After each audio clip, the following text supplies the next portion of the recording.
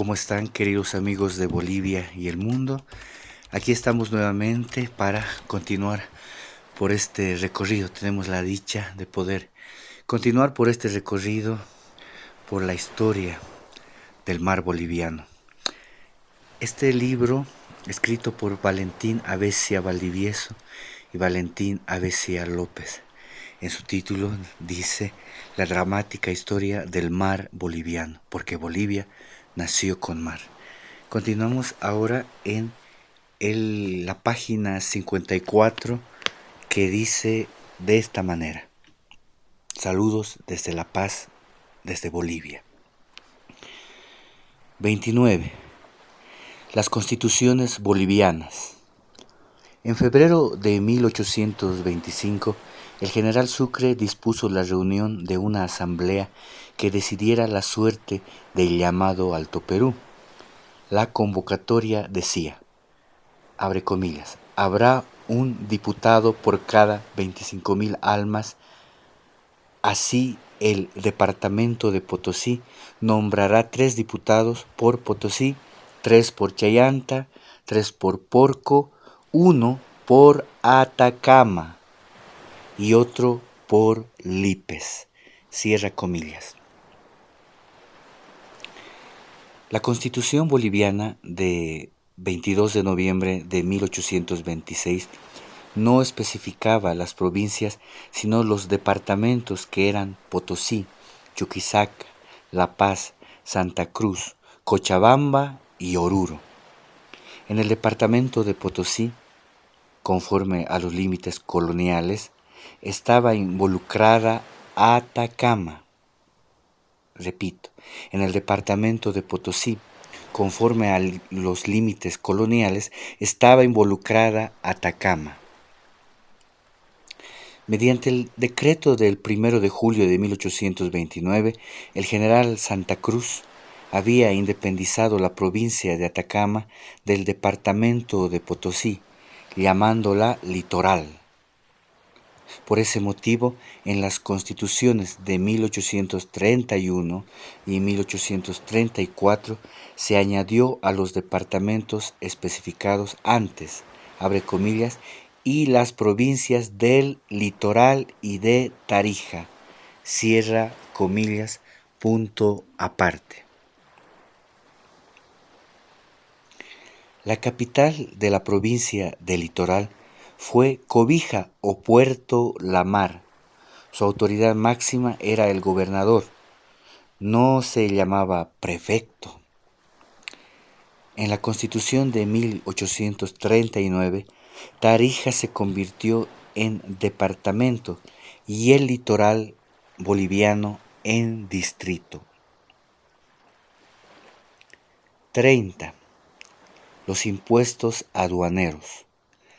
En 1833, Cobija era considerado puerto libre por las rebajas que se hicieron sobre la alcabala. Entonces se cobraba el 2% en puerto y el 3% en aduana de destino, digamos Potosí u Oruro. La forma de pago y los porcentajes variaron a través de los años. En 1859 al 60 se discriminaban las mercaderías para pagar el 2%, el 3% hasta el 10%. Las exportaciones de oro y plata pagaban una regalía, no así el cobre, el estaño, el café, la vainilla y otros menores. Aparte de la alcabala, se pagaba el impuesto de consulado destinado a obras públicas. El almacenaje y las guías de tránsito no tuvieron montos dignos de consideración. Las plazas de consumo de mercadería introducida por Cobija fueron de preferencia Potosí y Sucre, y en alguna medida Salta y Tucumán. En cambio, La Paz, Oruro y Cochabamba se servían de preferencia de Arica. El comercio por Arica era más oneroso para Bolivia, puesto que el Perú percibía una parte de los ingresos aduaneros, evaluado en 400.000 pesos. Durante la Confederación, los derechos cobrados eran divididos injustamente entre Bolivia y el Estado sudperuano. Esta es una de las razones por la que el sud del Perú apoyaba fuertemente la política crucista. Sin embargo, los volúmenes de mercancías y los impuestos en Arica eran superiores a Cobija. El hecho parece contradictorio aún más si se considera que el 50% de ingreso de Arica beneficiaba al gobierno peruano. La explicación no es fácil. El centro de consumo más importante del país era La Paz, que estaba cerca de Arica. En cambio, la travesía de Cobija a Potosí, Oruro y Sucre era penosa, desolada y costosa. La frialdad para examinar la conveniencia comercial no entra en el juego patriótico. Por eso Gregorio Beeche estaba arando en el mar cuando decía, abre comillas, hay que obligar a los comerciantes de La Paz a comerciar por Cobija, cierra comillas, punto seguido. Por otra parte, Cobija era puerto inseguro y vulnerable. Salaverry lo arrasó encontrándolo indefenso. Como el gobierno peruano, usufructuario de las rentas aduaneras bolivianas, percibía el 50%, llegó a entregar una suma fija a Bolivia que ingresaba al presupuesto nacional. Irónicamente, esa suma se llamó, abre comillas, la subvención de los 360.000 pesos, cierra comillas, punto seguido. La política relacionada con Arica tuvo muchos problemas para Bolivia y el Perú. Congelación de pagos, interdicción de puertos peruanos, restricciones al tránsito de mercancías y en ciertos periodos liberalidades, embargos de productos como la cascarilla boliviana, toma del puerto de Cobija, violación de frontera y otros. El movimiento de barcos por Cobija era muy pobre. En 10 años del 30 al 40 llegaron a Cobija 10 barcos. La flota mercante boliviana era muy débil. Contaba con las Chulupas, el Carmen y la Cobijeña. Las goletas Potosí de 142 toneladas, Teodora, Luisita y Siempre Feliz. Estas dos últimas tenían 50 y 33 toneladas, respectivamente. Al comenzar el año 37, la Confederación contaba con una escuadra sobre la base de barcos peruanos, añadiendo la compra de la goleta Yanacocha y las fragatas Confederación, Socabaya, Libertad y el bergantín Junín. 31. La invasión y la diplomacia chilena. La riqueza aguanera y minera de Atacama iban a impulsar la invasión chilena. La riqueza aguanera y minera de Atacama iban a impulsar la invasión chilena. Los yacimientos minerales de Chuquicamata habían sido explotados en la época colonial. Los cerros cupríferos a lo largo de la costa boliviana comenzaron a ser explotados alrededor del año 1827 en Copoca, Maniña, Gatica y Cobija, a través de una política de liberalidades del gobierno boliviano que impresionó a ciertos industriales chilenos que interesaron a los capitales ingleses. En 1848, la zona había sido ocupada hasta el paralelo 23 grados, nota al pie de página 1. En su mensaje al Congreso, 6 de agosto de 1848, el general J.M. Velasco decía, abre comillas, no ignoráis que el gobierno de Chile, a pesar de hallarse en discusión diplomática sobre el asunto de límites entre aquella república y la nuestra, de mano armada ocupó nuestro territorio hasta Mejillones. Cierra comillas. Punto seguido. Continuamos con el texto. La frontera con Chile comenzó a ser disputada. La política internacional boliviana alimentaba manejar el asunto conforme a la norma de derecho abrazada por todos los países sudamericanos al nacimiento de las repúblicas del Uti Possidetis Juris de 1810. Cita a pie de página 2. D'Alense, J.M., Bosquejo Estadístico de Bolivia. D'Alense decía, abre comillas, la línea divisoria entre Bolivia y Chile comienza en el río Salado que por junto al Paposo desemboca en el Pacífico a los 25 grados 19 minutos y dirigiéndose luego al remonta la cordillera por Vaquillas y llega a Portezuelo, que sirve de límite a la provincia argentina de Catamarca. Cierra comillas, punto seguido. Punto aparte.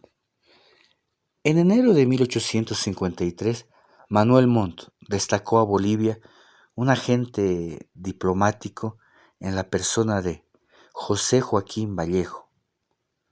Bustillo, ministro de Belsu, pidióle una explicación sobre los avances de Chile en territorio boliviano. El agente manifestó que no iba a tratar ese asunto, motivo por el que Bustillo replicó que consideraba suspendidas las relaciones con Chile mientras no se dieran explicaciones sobre la ocupación del litoral boliviano. Según fuentes históricas chilenas, Vallejo marchó a Sucre con, abre comillas, plenos poderes, incluso con una instrucción secreta que le autorizaba a declarar la guerra si era necesario.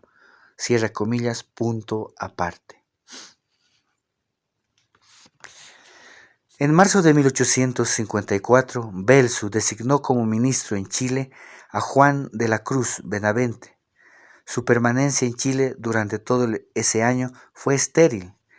Aquel país, Chile, no deseaba tratar el asunto de límites. En 1858, el presidente José María Linares constituyó en Santiago una misión a cargo de Manuel Macedonio Salinas. Este diplomático, que según el escritor chileno Ramón Sotomayor Valdés, abre comillas, señalábase por su integridad y firmeza de carácter, cierra comillas, pidió que el gobierno chileno evaluara el territorio ocupado y la indemnización que correspondía al daño causado. El ministro de Relaciones de Chile, Jerónimo Urmeneta, se concretó a señalar los derechos de su país hasta el grado 23.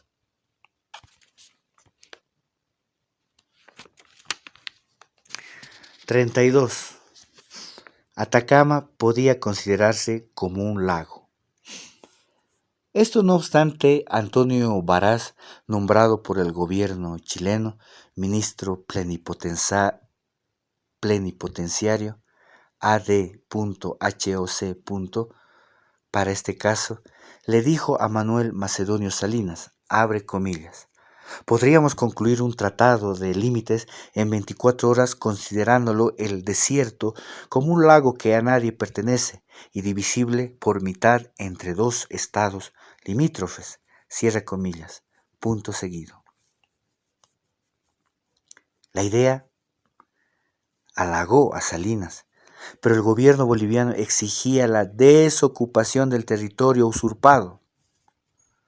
Parás se declaró incompetente ante una nota de Salinas que reclamaba abre comillas, el litoral que se extiende desde el río Salado hacia el norte que ha poseído Bolivia, no solo civilmente, sino de modo real y positivo. Cierra comillas, punto aparte. La idea chilena de dividir Atacama iba a echar cuerpo, aunque ese territorio fue siempre una unidad y nunca fue dividido por la corona española. En abril de 1860 fue acreditado como ministro plenipotenciario en Santiago José María Santibáñez. Propuso un tratado fijando la frontera en el paralelo 25 grados y la comunidad de puertos y bahías entre los grados 24 y 26. Francisco Javier Ovalle, ministro ADHOC, para este negocio, señaló el límite en el paralelo 23 y la comunidad de explotación en la bahía de Mejillones. Santibáñez sugirió el arbitraje. Ovalle lo negó.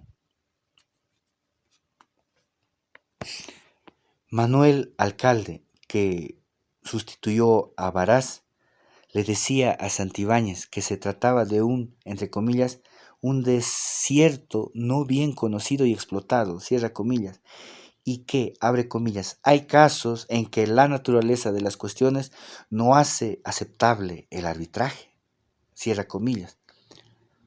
Nota a pie de página 1. Nota del 27 de septiembre de 1860. 33. Chile captura Mejillones. Un juez en Cobija había fallado en favor de un súbdito brasileño llamado Pedro López Gama contra un tal Matías Torres de nacionalidad chilena porque cargaba guano de procedencia boliviana. Este pidió amparo de su gobierno que envió a la Esmeralda, comandada por Juan William Rebolledo, con la orden de proteger los trabajos de Torres. La protesta boliviana, que no se dejó esperar, el 23 de marzo de 1863 denunciaba la apropiación por Chile de la explotación de guanos de Mejillones. La Asamblea Nacional reunida en Oruro en 1863 se vio obligada a poner en su agenda, abre comillas, la cuestión internacional de la República de Chile, procedente de la ilegítima posesión que el gobierno de esta república ha tomado del litoral boliviano desde el grado 26 hasta el 23 de latitud meridional. Cierra comillas, punto aparte.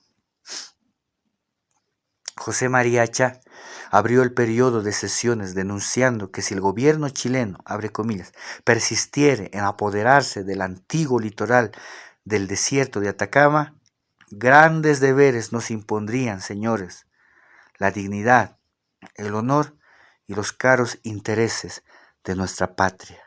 Cierra comillas, punto aparte. Rafael Bustillo, canciller de la República, leyó su memoria, que consistió en una célebre exposición jurídica e histórica proponiendo el arbitraje. La Asamblea el 5 de junio autorizó al Ejecutivo declarar la guerra, abre comillas, siempre que agotados todos los medios conciliatorios, cierra comillas, no se obtuviera la reparación correspondiente. Entre los medios conciliatorios se destacó a Tomás Frías, en reemplazo de Pascual Soruco. Frías inició su gestión el 19 de noviembre pidiendo la paralización de los trabajos de explotación de guano que efectuaba Chile en Mejillones. El canciller Tocornal cerró las puertas a toda negociación, pidiendo que se declarase el alcance de la ley del Congreso sobre la declaratoria de guerra. Frías respondió que esa ley, abre comillas, era un acto doméstico, cierra comillas, entre paréntesis, de, entre comillas, acto doméstico, cierre comillas, había calificado Bulnes a la creación de la provincia de Atacama, cierra paréntesis, y que su sola presencia mostraba las buenas intenciones bolivianas. Tocornal propuso la compra del territorio boliviano en 100.000 pesos. Frías contestó que ese territorio, que no estaba en venta, valía por lo menos 3 millones, pero proponía un statu quo y que Chile dejara de explotar el guano en tanto se resuelva el diferendo. Chile ya no consideraría esta proposición. Sus negocios en la explotación del guano habían ampliado sus ingresos económicos y tenía en mira el auge peruano que de 35 millones de pesos por exportaciones, el guano significaba 27 millones. 34. Dependencia boliviana de la aduana del Perú. En Lima, en 1864, Juan de la Cruz Benavente y Juan Antonio Ribeiro firmaron un tratado de paz entre Bolivia y Perú que cancelaba las reclamaciones por agravios mutuos, estipulaba una alianza defensiva y señalaba el statu quo territorial. El 5 de noviembre de ese mismo año se firmó un tratado de comercio y aduanas que mostraba la dependencia de la economía boliviana con respecto al Perú. Se liberó de derechos de tránsito a la mercadería boliviana introducida por puertos peruanos, pero se acordaba los mismos privilegios a los de la nación más favorecida. Este punto tuvo una particular importancia después de la Guerra del 79, cuando Chile era la nación más favorecida, lo que tuvo que redundar en favor del Perú. La dependencia aduanera boliviana se mostró con toda gravedad cuando se estipuló la aplicación del arancel peruano para las importaciones bolivianas, a cambio de que el Perú se comprometiera a abonar al Tesoro, abre comillas, por subvención anual, la cantidad de 400.000 pesos, cierra comillas. Este tratado tenía una vigencia de 5 años. En 1870 fue prorrogado mediante un protocolo. El comercio boliviano ejercitado por Arica se debatía dramáticamente en la dependencia, en tanto que más al sur Chile avanzaba sobre los puertos de Atacama y coparticipaba de la explotación de la riqueza boliviana, creando un clima de tensiones y fricciones que presagiaban la guerra que pudo haber estallado, pero que un acontecimiento internacional con España iba a postergarlo. 35. Bolivia debía tomar la costa peruana. Un conflicto callejero de algunos marineros españoles en un puerto peruano y la reacción inadecuada de la escuadra española que, en represalia, tomó las islas Chincha, produjo una conflagración internacional en la que se vieron envueltos Perú y Chile contra España. El gobierno boliviano entonces, presidido por Achá, guardó una circunspecta actitud. España, en 1847, había reconocido la independencia de Bolivia mediante un tratado que fue aprobado por el Congreso el 12 de mayo de 1861. Sustituido Achá por el general Mariano Melgarejo, este se encontró proclive a aceptar una alianza con Perú y Chile, sin condiciones y sin tener que defender nada más que un puerto, cobija, en las inhospitalarias playas de Atacama. El caso de Chile y Perú era distinto, con sus ciudades descubiertas y sus puertos indefensos como Valparaíso y el Callao. Bartolomé Mitre, entonces presidente de la Argentina, no se dejó arrastrar a la alianza, midió el interés de su país y criticó la actitud declamatoria y romántica de quienes se compraban un pleito gratis. Bolivia y Chile se abrazaron, se olvidó la usurpación de Mejillones, se acreditó un representante en Santiago de Chile en la persona de Juan Ramón Muñoz Cabrera. A Bolivia vino como ministro el chileno Aniceto Vergara Albano. El 19 de marzo de 1866, Bolivia entraba a formar parte del Pacto Ofensivo y Defensivo contra España.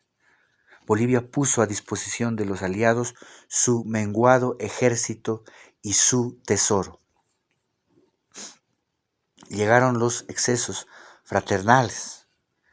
Chile llamaba a Melgarejo, entre comillas, el bravo guerrero de los Andes, cierra comillas, y no perdonó, abre comillas, medio en llenarlo de, y no perdonó medio en llenarlo de altisonantes adjetivos, condecoraciones y regalos.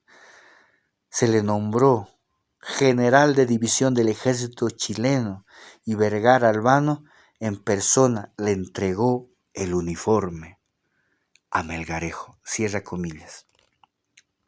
Cita a pie de página 1. Barros Mario, Historia Diplomática. Punto aparte.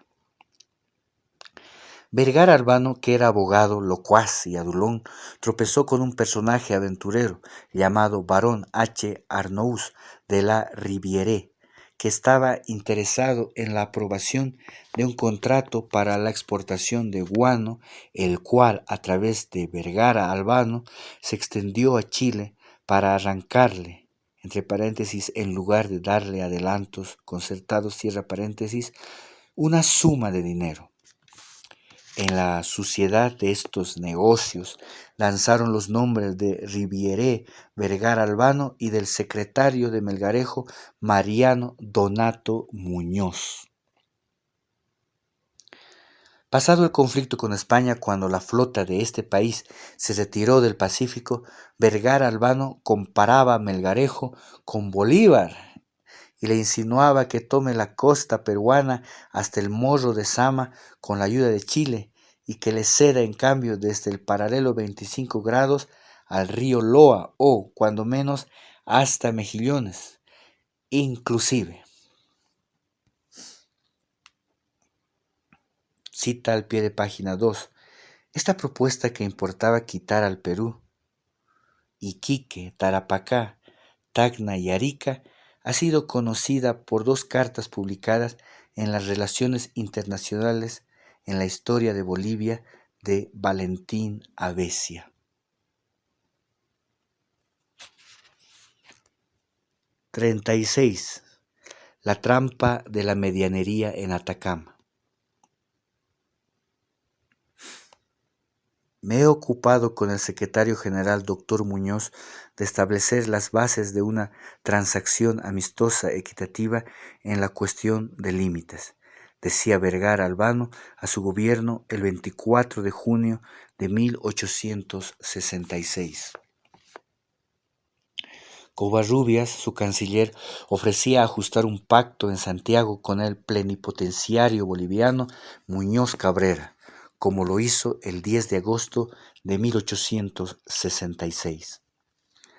La línea divisoria era el paralelo 24 grados de latitud sur, pero entre los grados 23 y 25 se estipulaba la mancomunidad de explotación del guano, metales y minerales, guano, metales y minerales libres del derecho de exportación por Mejillones, puerto en el que Bolivia reconocía a Chile el derecho aduanero de control.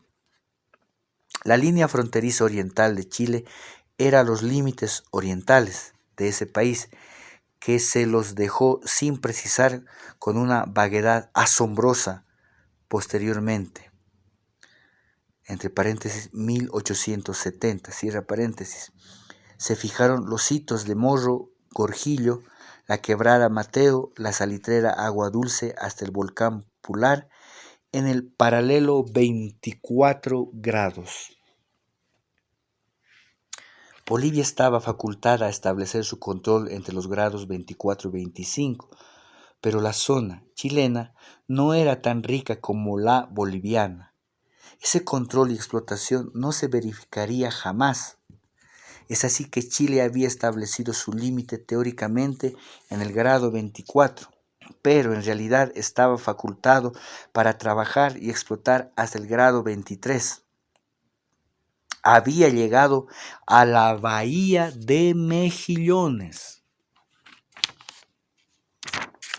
Melgarejo hizo gala de que el tratado firmado en Chile fue elaborado por Vergara Albano. Cita a pie de página 1. Carta a Muñoz Cabrera de octubre de 1866, abre comillas, en honor a la verdad, todo en su mayor parte es obra del señor Vergara Albano, cierra comillas. Y en Chile los funcionarios oficiales declararon también esa autoría. Durante la negociación se le había propuesto a Melgarejo la compra de los territorios bolivianos. El mandatario mencionado rechazó airado la proposición. Cita a pie de página 2.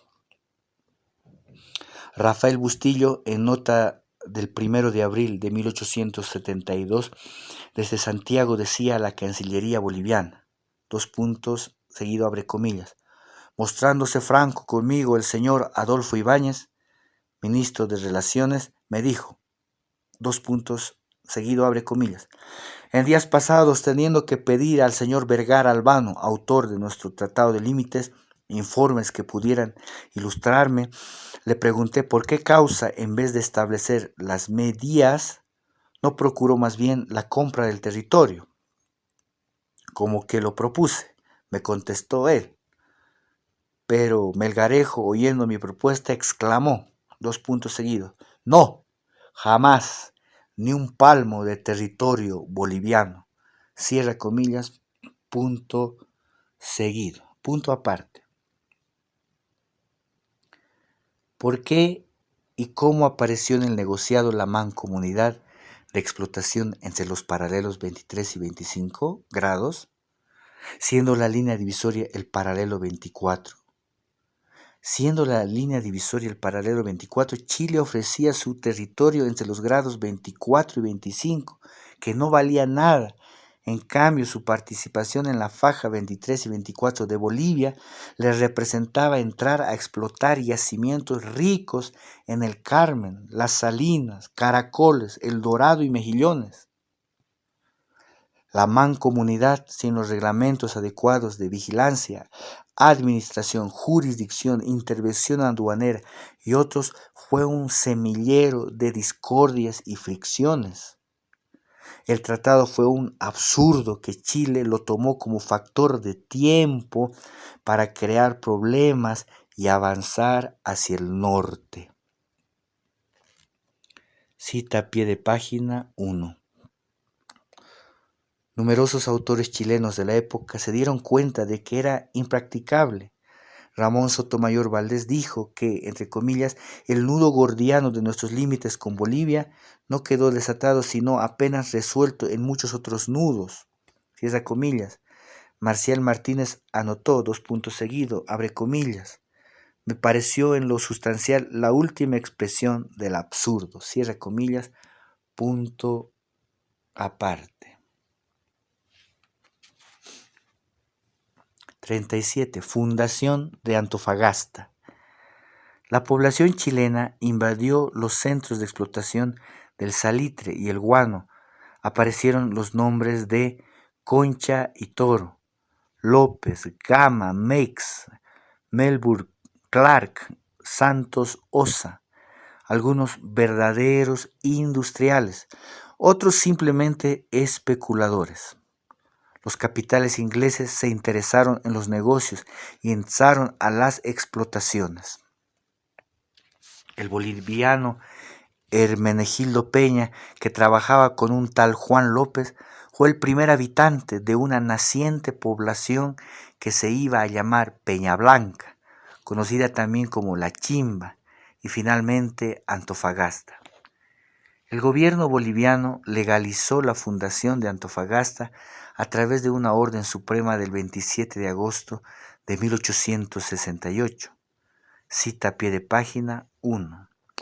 La orden fue dada al prefecto del Litoral, José R. Taborga, formándose una comisión integrada por el fiscal del partido de Cobija, Abdón S. Ondarza, el notario de Hacienda, Agustín Vidaurre, y el tesorero público de Mejillones, Calixto Vizcarra. La fundación de Antofagasta se realizó el 22 de octubre de ese año.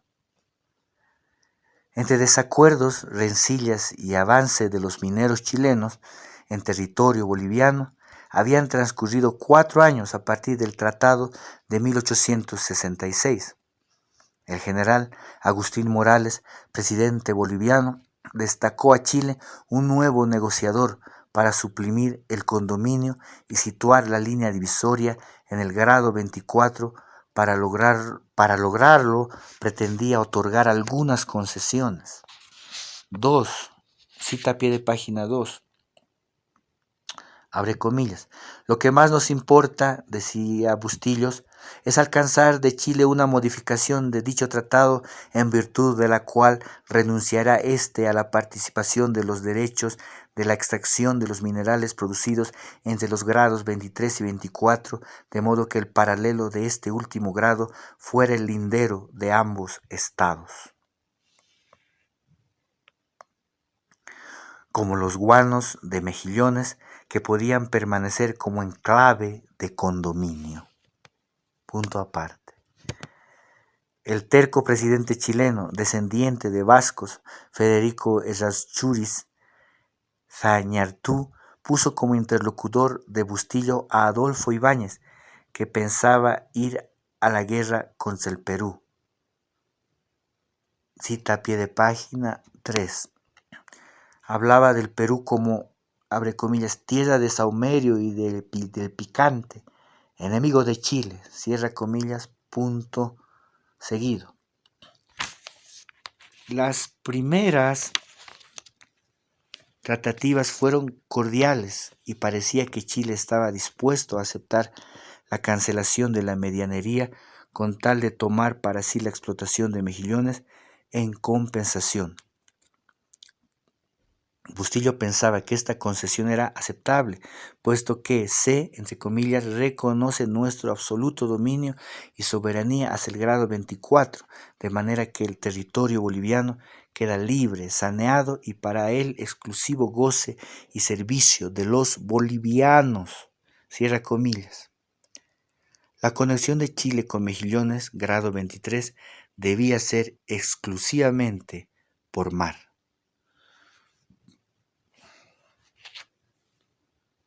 38. Fracaso de Bustillo.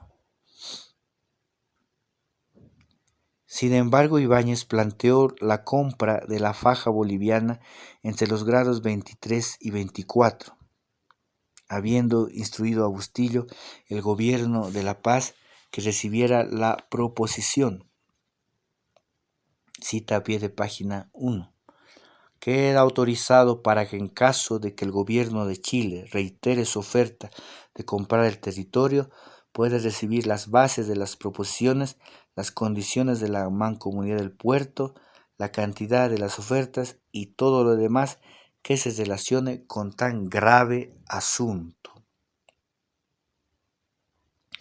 Bustillo consideraba la oferta, abre comillas, muy grave y peligrosa por sí misma, cierra comillas, abre comillas, deshonrosa e injuriosa, cierra comillas, cita a pie de página 2, abre comillas, la enajenación del territorio, decía, es cosa tan grave que están fuera de las facultades ordinarias del gobierno,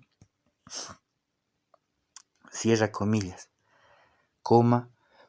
fuera de las facultades del gobierno y del Congreso. Bustillo consideraba la oferta muy grave, peligrosa por sí misma, deshonrosa e injuriosa, fuera de las facultades del gobierno y del Congreso. punto aparte. Sobre la base de la cesión de la mitad de las guaneras de mejillones en favor de Chile, la supresión del control aduanero y la renuncia de ambos países a los impuestos sobre las sustancias metálicas, Bustillo obtuvo del gobierno chileno la aceptación de un nuevo convenio que reconocería el límite definitivo en el grado 24, ignorado que ese gobierno, al constituir un representante diplomático en La Paz en la persona de Santiago Lindsay, estaba negociando otro tratado al que ingenuamente se prestó el ministro Casimiro Corral. Bustillo enrostró a Ibáñez por esta dualidad y el ministro chileno quiso explicar lo inexplicable. Bustillo se mostró irreductible aún con su propio gobierno, lo que hizo comprender a Corral que la misión en Santiago había fracasado porque además en esos días se produjo la ayuda que prestó el gobierno chileno de Errázuriz al general Quintín Quevedo para invadir Bolivia. Descubierta la maniobra, Bustillo reclamó fuerte y llamó al gobierno chileno, entre comillas, encubridor. La reacción fue inmediata. Ibáñez declaró rotas sus relaciones con la legación de Bolivia en Santiago, en Chile. Cita a pie de página 3. La expedición de Quevedo contó con la ayuda del intendente de Valparaíso y del presidente Errázuriz, que le había pedido a Quevedo la cesión de una parte del litoral boliviano. Quevedo no aceptó la propuesta, pero de todos modos el gobierno chileno le ayudó a marchar sobre Antofagasta, donde se proclamó presidente de Bolivia el 6 de agosto de 1872. Por falta de adhesión, Quevedo fracasó.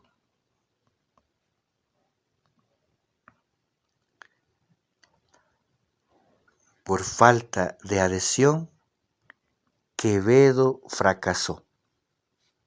39. El convenio frustrado de 1872. En mayo de 1872, Santiago Lindsay en La Paz propuso a Corral que Bolivia entregue a Chile en administración el territorio boliviano hasta el grado 23. El canciller boliviano rechazó la propuesta. Lindsay sugirió la compra del paralelo 24-23. Corral respondió que Chile renuncia a la mancomunidad en ese paralelo, ya que Bolivia renunciaría al paralelo 25 y 24. Abre comillas, Chile no renuncia a la medianería que le da grandes ventajas en el grado 23. Cierra comillas, fue la respuesta chilena. La posición irreductible de Chile hizo ver al gobierno boliviano que era inútil pretender la abolición de la mancomunidad, razón por la cual solo podía lograrse la aclaración del tratado del año 66, pero en esas aclaraciones Chile salió ganando. Cita a pie de página 1.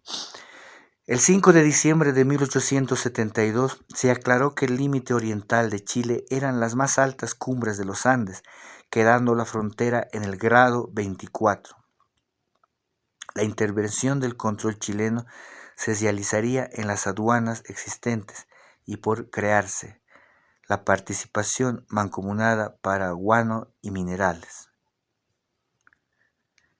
Entre paréntesis, 1866 se extendió a los minerales, salitre, bórax, sulfatos y demás sustancias del reino mineral.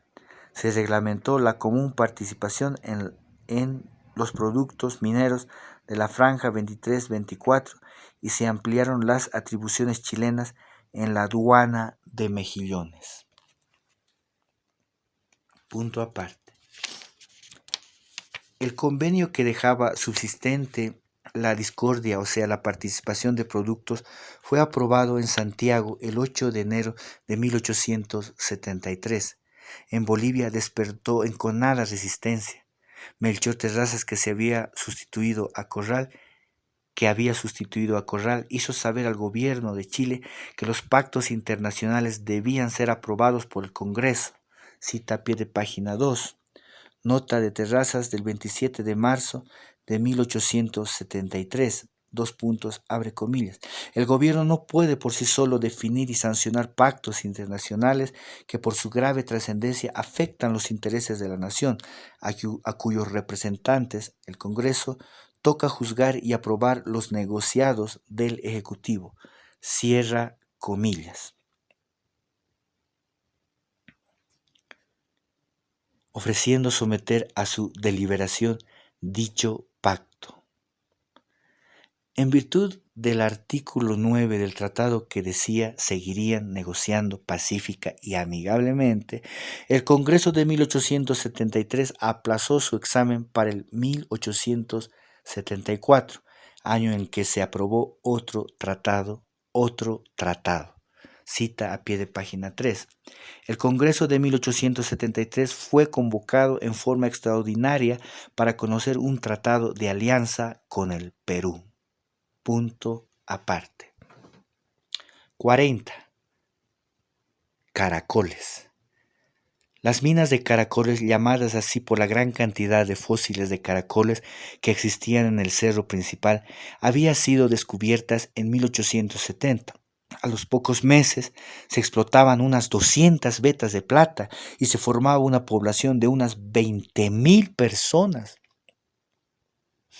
Estaban localizadas en una serranía al sur de la cumbre del Limón Verde, que empezaba la serranía en los 22 grados 41 minutos 4 segundos.